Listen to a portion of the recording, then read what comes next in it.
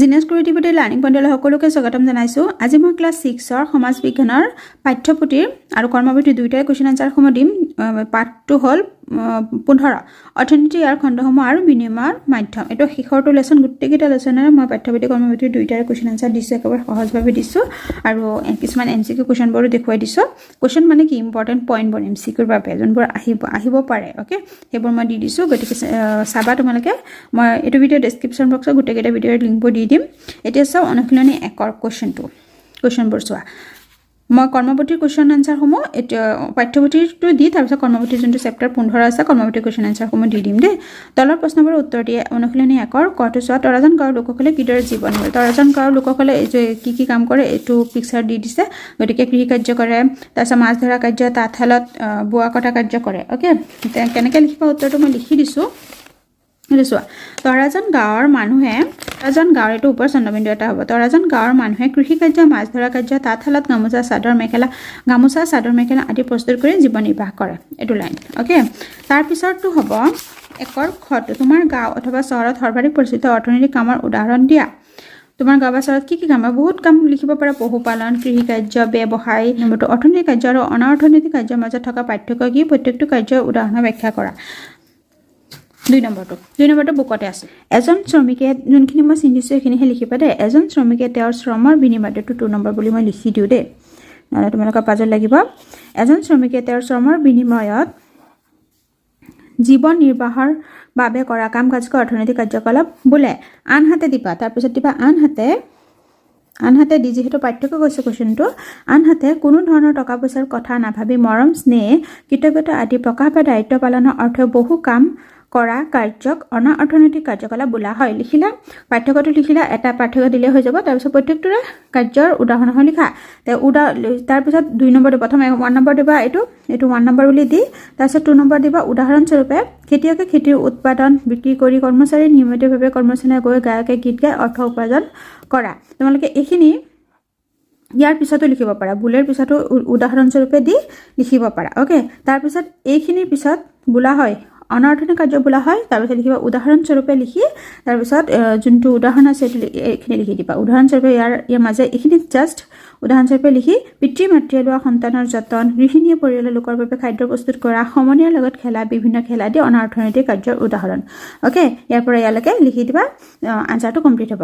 প্ৰথমতে মই আকৌ কৈ দিছোঁ 2 নম্বৰ আনচাৰটো যিটো অৰ্থনৈতিক কাৰ্য আৰু অনাৰ্থনৈতিক কাৰ্যৰ মাজত পাৰ্থক্য কৈছে। প্ৰথমতে এই চিনবোৰ যোনখিনি দিছোঁ ইয়াৰ পৰা ইয়ালৈকে, তাৰপিছত এইখিনি লিখিবা। এইখিনি লিখি তাৰপিছত আনহাতে আগত তোমালোকে উদাহৰণটো দি ল'ব পাৰা। বোলে লিখি উদাহৰণস্বৰূপে খেতিয়কে খেতিৰ উৎপাদন বিক্ৰী কৰি, কৰ্মচাৰী নিয়মিত কৰ্মস্থানলৈ গৈ, গায়কে গীত গাই অৰ্থ উপাৰ্জন কৰা। অ'কে, উদাহৰণস্বৰূপে দি তাৰপিছত আনহাতে দিবা। আনহাতে দি তাৰপিছত এইখিনি যোনখিনি চিন দিছে সেইখিনি লিখি এইখিনিলৈকে লিখি দিলে আনচাৰটো কমপ্লিট হ'ব। অলপ হ'বই ডাঙৰ, কাৰণ যিহেতু পাৰ্থক্য হৈছে উদাহৰণৰ ব্যাখ্যা কৰা বুলিও কৈ দিছে। নেক্সট কুৱেশ্যন নম্বৰ 3টো চোৱা। তোমালোকৰ নিজৰ এলেকাত প্ৰচলিত অনাঅৰ্থনৈতিক কাৰ্যৰ এটা উদাহৰণ দিয়ে। সেই কাৰ্যটো কিয় অনাঅৰ্থনৈতিক কাৰ্য হিচাপে বিবেচনা কৰা হৈছে? সমাজৰ কল্যাণৰ হকে সেই কাৰ্য কি অৰিহণা যোগাব? লিখা। অলপ দীঘল হ'ব, তথাপিও মই যিমান পাৰোঁ সৰুকৈ মই লিখি আনিছোঁ। চোৱা এইটো উত্তৰটো। আমাৰ এলেকাত প্ৰচলিত অনাঅৰ্থনৈতিক, এইটো পৰপ্ৰদে অনাঅৰ্থনৈতিক কাৰ্যৰ এটা উদাহৰণ হ'ল অনাথ আশ্ৰম স্থাপন। ইয়াৰ লক্ষ্য হ'ল সমাজৰ পিতৃ মাতৃ নোহোৱা অনাথ ল'ৰা ছোৱালীক বিনামূলীয়া আশ্ৰয় দিয়া। অ'কে, এইটো একেবাৰে সহজভাৱে সৰুকৈ দিছোঁ। তাৰপিছত অনুশীলনী 1টো কমপ্লিট হ'ল। এতিয়া অনুশীলনী 2টো। অনুশীলনী 2টাই আছে, বেছি নাই, আৰু এইটো শেষৰটো লেচন হয়। আৰু তোমালোকে চেনেলটো যদিও ছাবস্ক্ৰাইব কৰা নাই তেন্তে ছাবস্ক্ৰাইব কৰি দিবা, কাৰণ ছাবস্ক্ৰাইব কৰিলেহে ভিডিঅ'বোৰ যেতিয়া আপলোড কৰোঁ তেতিয়া পাই যাবা। অ'কে, তলৰ প্ৰশ্নবোৰত মই মেথছৰ ভিডিঅ'বোৰ দিম, গতিকে মেথছৰ ভিডিঅ'বোৰো দি আছোঁ। লেচন 7টো অতি সোনকালে মই আৰম্ভ কৰিম।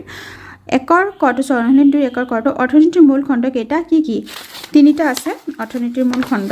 পেজ নাম্বাৰ আছে, মই দেখুৱাই দিছোঁ ৰ'বা। এইটো অৰ্থনীতিৰ মূল খণ্ড 3টা। সেইকেইটা হ'ল প্ৰাথমিক খণ্ড, তাৰপিছত গৌণ খণ্ড আৰু সেৱা খণ্ড।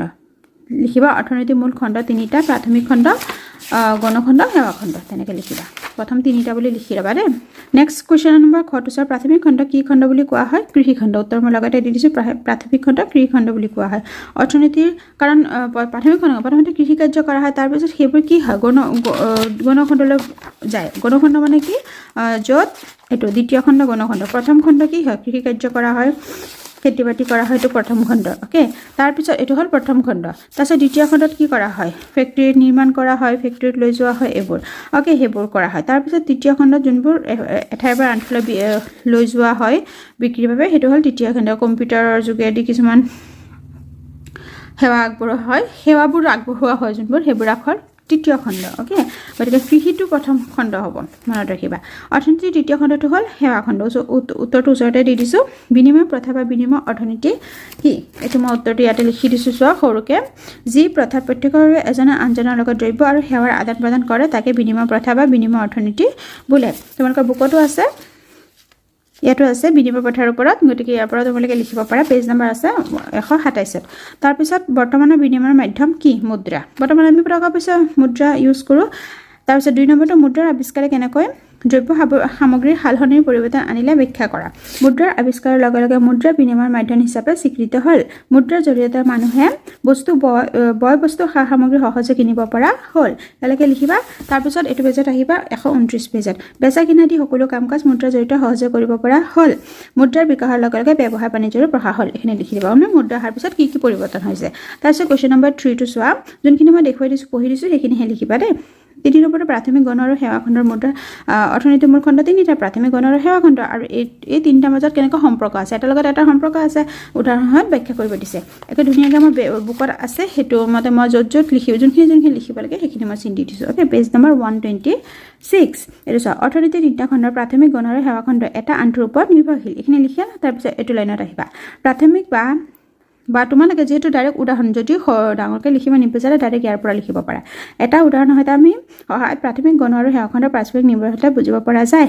অসমৰ অধিকাংশ কৃষি ভূমিত তোমালোকে ইয়াৰ পৰা লিখিব পাৰা ইয়াৰ পৰা ইয়ালৈকে লিখিব পাৰা এইখিনি স্কিপ কৰিব পাৰা ওকে আৰু যেহেতু উদাহৰণ দিব কৈছে যদি উদাহৰণ দিব নালাগে ইয়াৰ পৰা ইয়ালৈকে লিখিলে হৈ যাব দুটা আনসাৰ দুটা টাইপত দিছো উদাহৰণ যদি নিদিয়ে ইয়াৰ পৰা ইয়ালৈকে লিখিলে হ'ব মানে এই লেনটো লিখি ইয়াৰ পৰা ইয়ালৈকে লিখিলে হ'ব আৰু যদি উদাহৰণ দিয়া তেন্তে এইখিনি নিলিখি ইয়াৰ পৰা ইয়ালৈকে লিখিলে হৈ যাব মানে এইটো লাইন লিখি ল'ব লাগিব ওকে এটা উদাহৰণৰ হয় এইখিনি ক'লো তাৰপিছত এইখিনি লিখিব লাগিব দেই অসমৰ অধিকাংশ কৃষিভূমিত ধান খেতি কৰা হয় কৃষিভূমিত উৎপাদিত ধানসমূহ ধান বনা কলত চাউললৈ ৰূপান্তৰ কৰা হয় চাউলৰ পৰা বিভিন্ন প্ৰকাৰৰ পৰম্পৰাগত খাদ্য সামগ্ৰী যেনে পিঠা পনা লাৰু সান্দহ আদি প্ৰস্তুত কৰা হয় ব্যৱসায়ীসকলে স্থানীয় আঞ্চলিক যে এই সামগ্ৰীসমূহখিনি লিখি দিবা এই সামগ্ৰীসমূহ ব্যৱসায়ীসকলে স্থানীয় আঞ্চলিক আৰু ৰাষ্ট্ৰীয় পৰ্যায়ৰ বজাৰত বিক্ৰী কৰে যাতায়াত বিভিন্ন মাধ্যমেৰে যেনে পথ পৰিবহণ ৰেল পৰিবহণ আদি ব্যৱহাৰ কৰি বজাৰৰ বিপণীসমূহত বিক্ৰীৰ ব্যৱস্থা কৰা হয় আৰু যদি ইয়াতকেও যদি সৰু লিখিব বিচাৰা ওকে এইখিনিলৈকে লিখিবা যদিও ইয়াতকৈ সৰু লিখিব বিচাৰা তেতিয়া তোমাৰ কি কৰিবা প্ৰথম এইটো লাইন লিখি ইয়াৰ পৰা লিখি দিবা কৃষিভূমিত উৎপাদন কৰা ধান প্ৰাথমিক খণ্ডৰ অন্তৰ্গত কলত ধান বানি পোৱা চাউলৰ পৰা উৎপাদন কৰা পিঠাগুড়ি পিঠাপনা লাৰু ইত্যাদি গণখণ্ডৰ অন্তৰ্গত এই খাদ্য সামগ্ৰীবোৰ পৰিবহণ আৰু যোগাযোগ সেৱা ব্যৱহাৰ কৰি বজাৰৰ বিপণীসমূহত বিক্ৰী কৰা কাৰ্য সেৱাখণ্ডে সামৰি লয় ঠিক একেদৰে এই পিঠাপনাসমূহ কিনা বেচা কৰিবলৈ ব্যৱহাৰ কৰা ইণ্টাৰনেট বা সেৱা আদি সেৱাখণ্ডৰ অন্তৰ্গত এইখিনি লিখি দিলেও তোমাৰ আনচাৰটো কমপ্লিট হ'ব ওকে গতিকে মই তিনি ধৰণে দি দিছোঁ যোনটো সহজ মোৰ মতে শেষৰটো যোনটো কৈছোঁ সেইটোৱে সহজ পাবা ওকে আৰু গোটেইখিনি লিখিলেতো আৰু বেছি ভাল কিন্তু 6ৰ কাৰণে ইমান দীঘল লিখাৰ প্ৰয়োজন নাই তোমালোকৰ এতিয়া অনুশীলনী কুৱেশ্যন আনচাৰখিনি হ'ল আৰু MCQ কাৰণে তোমালোকে MCQ কাৰণে যোনটো শ্বৰ্ট কুৱেশ্যন আছে তাৰ পৰা MCQৰ কাৰণে পঢ়ি থবা দেই বাকী আগৰ লেচনবোৰ গোটেইকেইটা মই কৰ্মপুথি আৰু পাঠ্যপুথি চবৰে কুৱেশ্যন দিছোঁৱে আৰু তোমালোকে লিখিব পাৰা দেই প্ৰাথমিক খণ্ডত কোনবোৰ কাম কি কাম কৰে এই প্ৰাথমিক খণ্ডৰ ওপৰত এই যোনখিনি লিখা আছে এইবিলাক পঢ়িবা দে তল MCQ কাৰণে পঢ়িবা দে মই MCQ বুলি লিখি দিছোঁ লিখিব পাৰে যে তলৰ কোনটো প্ৰাথমিক খণ্ডৰ উদাহৰণ কৃষিজাত সামগ্ৰী দুগ্ধজাত দ্ৰব্য মৎস্য উৎপাদন বনজ সম্পদ ইত্যাদি এইবোৰ প্ৰাথমিক খণ্ডৰ উৎপাদন মাছ মাংস গাখীৰ আদি ওকে তাৰপিছত দ্বিতীয় খণ্ডৰ হল গণখণ্ড তলৰ কোনটো উদাহৰণ গণখণ্ডৰ ভিতৰত পৰে তাৰপিছত সেৱা খণ্ডৰ ভিতৰত কি পৰে সেৱা খণ্ডৰ ভিতৰত কম্পিউটাৰ ৰেল সেৱা অনলাইন মাধ্যমেৰে সামগ্ৰী ক্ৰয় এইবোৰ হ'ল সেৱা খণ্ডৰ ভিতৰত পৰে ওকে গতিকে MCQ কাৰণে তেনেকৈ পঢ়ি থবা এতিয়া মই কৰ্মপুথি কুৱেশ্যন আনচাৰসমূহ দি যাওঁ চোৱা কৰ্মপুথি 1 নম্বৰ কুৱেশ্যনৰ তলত দিয়া উক্তিবোৰৰ শুদ্ধ উত্তৰ নিৰ্ণয় কৰা খনিজ সম্পদ যেনে ধাতুৰ আকৰ কয়লা খনিজ তেল আদি প্ৰাথমিক খণ্ডৰ অন্তৰ্গত প্ৰাথমিক খণ্ডত এইবোৰ যোনবোৰ সম্পদসমূহ থাকে সেইটো হ'ল শুদ্ধ ওকে এটো লেসনটো পঢ়িলে গম পাবে চোৱা কয়লা খনিছিল আদিৰ দৰে এবোৰ হল প্ৰাথমিক খণ্ডৰ উদাহৰণ তাৰ পিছত যেহেতু এটো শুদ্ধ হবে কাৰণে শুদ্ধ দিছো তাৰ পিছত পানী যোগান বিদ্যুৎ যোগান আৰু নিৰ্মাণ কাৰ্য সেৱা খণ্ডৰ অন্তৰ্গত শুদ্ধ তাৰ পিছত খাদ্য সামগ্ৰীসমূহ ট্ৰাকেৰে বজাৰলৈ নিয়া এটো কোনটো খণ্ডৰ গণ খণ্ডৰ বুলি কৈছে গণ খণ্ড নহয় অশুদ্ধ হ'ব এটো সেৱা খণ্ডৰ হ'ব স্মাৰ্ট মোবাইল ফোনৰ জৰিয়তে ইমেইল বাৰ্তা প্ৰেৰণ কৰা কাৰ্য সেৱা খণ্ডৰ অন্তৰ্গত শুদ্ধ তাৰ পিছত 2 নম্বৰটো চোৱা তৰাজান গাঁৱত কি কি অৰ্থনৈতিক কাৰ্যকলাপ দেখিবলৈ পাইছা তলৰ বাকচত লিখা ক খ গ ঘ চাৰিটা লেসনৰ প্ৰথমতে দিছে চাৰিটা চোৱা কি কি কাৰ্য দেখা গৈছে তোমালোকে ক খ গ ঘ এটো দিবা কি কি কাৰ্য দৈনিক বজাৰ মাছ ধৰা কাৰ্য আৰু এটো কোৱেশ্চন নম্বৰ 3 টো চোৱা তোমাৰ মা দেউতাৰা কেনে ধৰণৰ অৰ্থনৈতিক কাৰ্যকলাপৰ সৈতে জড়িত তলত উল্লেখ কৰা অৰ্থনৈতিক কাৰ্যকলাপ যোনবোৰৰ পৰা আমি টকা পইচা ইনকাম কৰো সেইবোৰ ওকে গতিকে মায়ে কিহৰ লগত শিক্ষকতা কৰে দেউতাই ব্যৱসায় বাণিজ্যৰ সৈতে জড়িত আৰু পৰিয়ালৰ মানুহে কি কামৰ লগত জড়িত তোমালোকে লিখি দিবা ওকে গতিকে এইবোৰ পৰীক্ষাত আহিবলগীয়া প্ৰশ্ন নহয় তাৰ পিছত 4 5 টো তেনেকৈ ইম্পৰ্টেন্ট নহয় তোমাৰ পৰিয়ালৰ লোকসকল 6 নম্বৰটো তোমাৰ পৰিয়ালৰ লোকসকল কি অনাৰ্থনৈতিক যোনবোৰৰ জৰিয়তে মানে টকা পইচা ইনকাম নহয় ওকে গতিকে মায়ে আমাৰ বাবে পৰিয়ালৰ লোকৰ বাবে আহাৰ বনায় তাৰ পৰা আমি টকা পইচা পাওঁ জানো নাপাওঁ দেউতাই হাকনি বাৰীত কাম কৰা বাইদেৱে বিনামূলীয়া ঘৰুৱা শিক্ষকতা দিয়া এইবোৰৰ পৰা আমি যেহেতু বিনামূলীয়া কৈ দিছো গতিকে পইচা পোৱা নাযায় 7 নম্বৰটো তেনেকুৱা ইম্পৰ্টেন্ট নহয় 8 নম্বৰটো চোৱা ইন্টাৰনেটে হয় অৰ্থনৈতিক সেৱা খণ্ডৰ লগত ইন্টাৰনেট সেৱা কি খণ্ডৰ লগত জড়িত অৰ্থনৈতিক সেৱা খণ্ডৰ লগত জড়িত এটো লিখিছো এটো ইম্পৰ্টেন্ট কোৱেশ্চন দে ইন্টাৰনেট তলৰ কোনটো অৰ্থনৈতিক সেৱা খণ্ডৰ লগত জড়িত তেনেকৈ এমসিকিউ কোনে হয়তো আহিব পাৰে ওকে তাৰপিছত হেতু কোৱেশ্চনৰ 8 নম্বৰ কোৱেশ্চনৰ দুটা কোৱেশ্চন দিছিলা মই ইন্টাৰনেট সেৱা তলত দিয়া কাৰ্যসমূহত ব্যৱহাৰ কৰা মানে তুমি ইন্টাৰনেট সেৱা কি কামত ব্যৱহাৰ কৰা পাঠ্যপুথিৰ প্ৰশ্ন উত্তৰ সমাধান কৰা বিভিন্ন ধৰণৰ বাতৰি আদি চোৱা ঘৰতে বহি বিভিন্ন জনৰ লগত যোগাযোগ কৰা এটো ইম্পৰ্টেন্ট কোৱেশ্চন হয় দে এটো পঢ়ি থবা কৰ্মপুথিৰ পৰা তাৰ পিছত বেছিভাগ তোমালোকৰ এমসিকিউ কোৱেশ্চন আহিব গতিকে এমসিকিউৰ কাৰণে এইবোৰ যোনবোৰ এটো লেসনৰ পৰা তলৰ কোনটো প্ৰাথমিক খণ্ডৰ অন্তৰ্গত বা গণ খণ্ডৰ অন্তৰ্গত বা প্ৰাথমিক খণ্ড কি খণ্ড বুলি কোৱা হয় কৃষি খণ্ড দ্বিতীয় খণ্ড গণ খণ্ড তৃতীয় খণ্ড সেৱা খণ্ড এইবোৰ ভালকে পঢ়ি দিবা এমসিকিউৰ কাৰণে এই তিন পইণ্টৰ পৰা এমসিকিউ আহাৰ চান্স আছে ওকে গতিকে গোটেইকেইটা কোৱেশ্চনে দিলুৱে মানে যোনবোৰ ইম্পৰ্টেন্ট হয় সেইবোৰ মই দিলু তোমালোকে চেনেলটো সাবস্ক্ৰাইব কৰি থবা যাতে নেক্সট মই বাকি সাবজেক্টবোৰ যেতিয়া ভিডিঅ' দিও তেতিয়া যাতে লগ পাই যোৱা এটো এটা জানুৱাহাত মই এটো চোৱা জানুৱাহাত এটো এমসিকিউ মানে পঢ়ি থবা দে জানুৱাহাত দিছে জিয়াউজি পৃথিৱীৰ আটাইতকৈ পুৰণি কাগজী মুদ্ৰা পৃথিৱীৰ তলৰ কোনটো আটাইতকৈ পুৰণি কাগজী মুদ্ৰা জিয়াউজি এটো বহুত ভেৰি ইম্পৰ্টেন্ট দে মই এটো এমসিকিউ মানে দি দিছো এটো পইণ্ট পেজ নম্বৰ 128 গতিকে ভিডিঅ'টো চোৱাৰ বাবে বহুত ধন্যবাদ আজিলৈ আহিছো ধন্যবাদ